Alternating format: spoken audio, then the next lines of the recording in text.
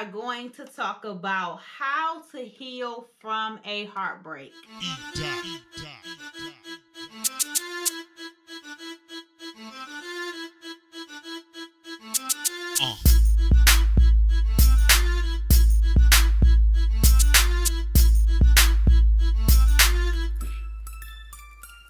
Hey everybody, what's up? Welcome back to Andrea Monroe from head to toe. Okay, hey you guys, thank you so much for coming back and being on board with this journey. And while you're at it, go ahead and like, comment, share, subscribe, hit that notification bell for these weekly videos I'm dropping. So you guys, I am back with another video, and we are going to talk about how to heal from a heartbreak. And so you guys, I know that we all have experienced this, or we are all going to experience this at one time in our lives. And so you guys, I kind of just want to give you a layout, a little study guide, a little, timeline guide or whatever to help you get through this pain. Okay, so with that being said, hurt people hurt people. It's just simple as that. A lot of people that have been hurt, a lot of people that are, experiencing heartbreak or have experienced it or still living in that, they're going to hurt people because that is what they're currently operating in. Hurt. It's just as simple as that. So there's no real way to prepare for heartbreak. Anytime you take a risk on dating, if you're dating with a purpose, or if you're, engaged, or if you get married, every action has a reaction. And usually when there's love, there's heartbreak. So it comes with the territory. All right, so one of those things we experience at least one time in our life. So we're going to at least experience either being heartbroken, or we're going to experience some kind of hurt, or we're going to experience some kind of failure, some kind of disappointment that ultimately can lead to heartbreak.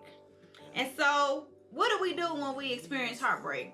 We try to avoid it. Like, nope, ain't talking to you. Nope, ain't talking to you. I don't want to talk to nobody, because we fear that pain that we once felt. And so, like I said before, every action has a reaction. Where there's love, there's going to be heartbreak. So you can't allow the one thing that you experience to be everybody that's upcoming. They got to suffer from that pain that somebody else did. And so love is a drug. Love is a drug. It has a high to it. When you are in love, when you're experiencing love, it is amazing. Like, it just makes your heart flutter. You skipping beats. You out here, hey. You're doing the most because you love the feeling of being loved and being in love. So, everybody is searching for that high. And so the constant attention that you're getting, the chase, the thrill, the spontaneity, the freshness, knowing someone is missing and thinking about you, everybody wants that one time or more in their lives. And so a lot of the times where we think love is entering, it's actually lust. Like when you first meet people like love at first sight. No, it's lust. Like, you know nothing about that person. You are going off of strictly appearance. So it's lusting. We all lust after somebody, where we say we thought it was love at first sight. It's really lust. But no one gets married or nobody starts dating just to get their heart broken. Like, I'm just going to start dating with a purpose so that I can ultimately get my heart broken. Nobody thinks like that. But it happens. And when it does, we're going to keep going in this video so I can help y'all get through it. So I'm going to break down the different types of people that experience love, that's going to experience dating, going to, experience getting married, whatever. So it's different types of people. So the first person you have your hopeless love romantics, right? And so they never give up on love. They're always optimistic. They're always like, yeah, I got my heart broke, but I'm still looking and I'm still accepting love.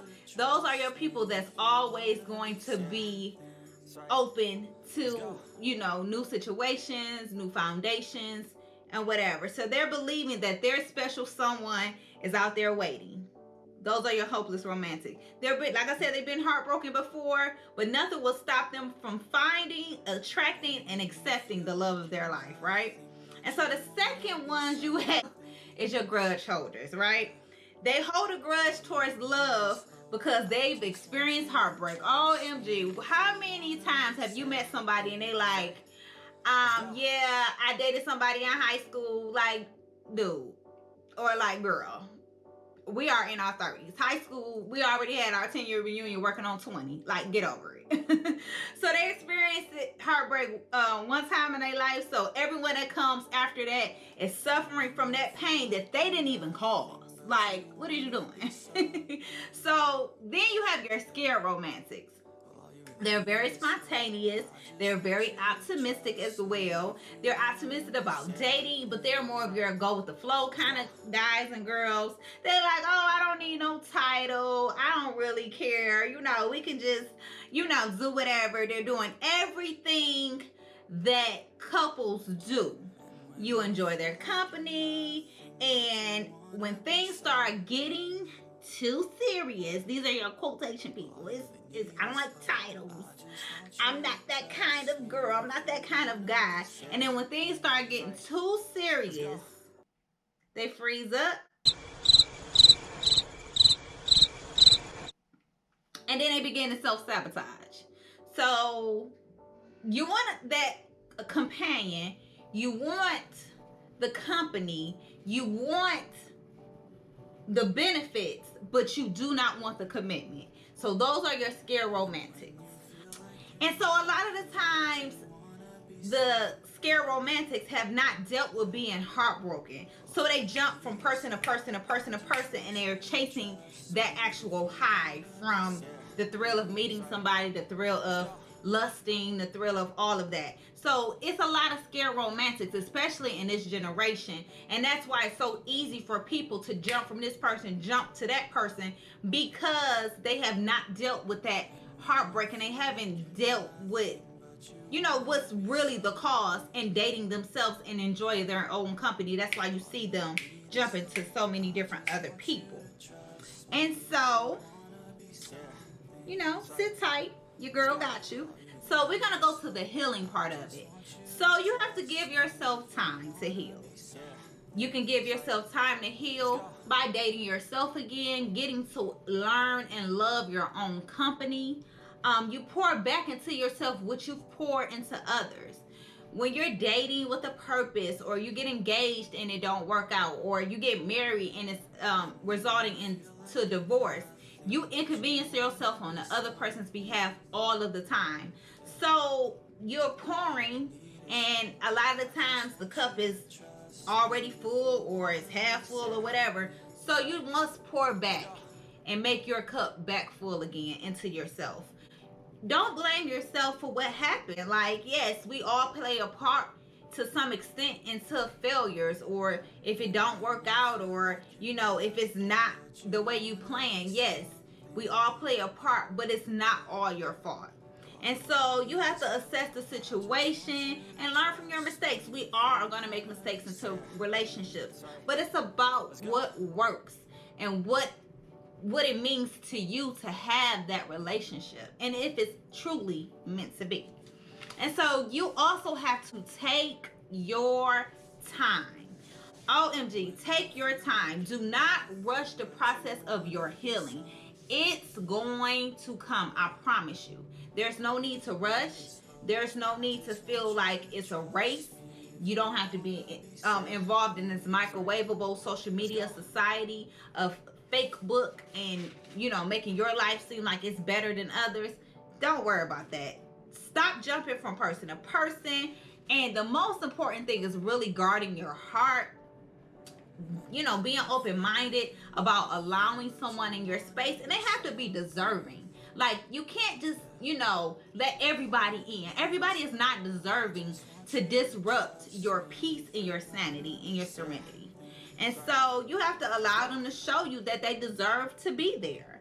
And believe when you're ready for love, it will come when the time is right. So there's no need to rush. Work on yourself. Build yourself up to the best ability. And so you also, number 3, you have to detox from your past. Stop bringing your past into your present. Like you're destroying your present and your future by dragging along old raggedy baggage from the past. So also another thing, you have to go through it and not go around it. A lot of times we like to sweep stuff under the rug because we don't want to deal with it, or it's too dark, it's too painful. But we must deal with it head on and go through it so that we can stop going around it. You have to, like I said, stop avoiding what happened, deal with it so you can heal from it and move on completely. It's important because whoever you're destined to be with is going to appreciate 100% of you instead of 10%. And so don't allow anyone to pressure you or make you feel like it's time. There's a time limit for your healing. Like, girl or boy, you've been stuck on this person for years. Like, if you've been with somebody for 10 years, it might take a year or 2 for you to fully detox and move on completely and give somebody else a fair chance, because you poured all that time, energy, money, whatever, mental, physical, sexual, spiritual, all of that into that relationship. So it takes time to heal. So don't allow anybody to pressure you about moving on. And so you have to be actively working to get better so that you don't become bitter. That's the jewel right there. You have to actively be working to get better so that you don't become bitter. There's a difference. So broken people will break people. So it's the same thing as hurt people hurt people. Broken people, they break people. And so it takes time. Actively be working towards your healing. You will heal from your heart, your heartache, and your heartbreak. It's not an overnight success. And we were not made to be alone, to live alone. We were made to have a mate, a companion, the love of our life. But in order for you to get over a heartbreak, if you're brokenhearted, I want to encourage you to be the best version of yourself so that you can attract the best edition of you. So you guys, that is on my topic of heartbreak and how to heal from being brokenhearted. And I hope that you're blessed by this video. I hope that you take your time and allow yourself to be the best you, so that when your addition comes, so a half and a half can't equal a whole. You have to already be whole. You have to already be the table. And you have to, when you're attracting an addition, all they do is add to the table, not take away from the table or not bring the table. So you guys, I hope you enjoyed this video. I love you so much. You already know my favorite part is coming. Say it with me. Don't forget to dream bigger than your fears, more than your imagination, surpassing your wildest dreams. I am Andrea Monroe. Thank you so much for watching Andrea Monroe from head to toe. Okay? I love you guys so much. Look out for my next video. You guys, don't forget to like, comment, share, subscribe. Hit that notification bell for these weekly videos I'm dropping. And I love you so much. And the most important part, don't forget to be amazing. Done.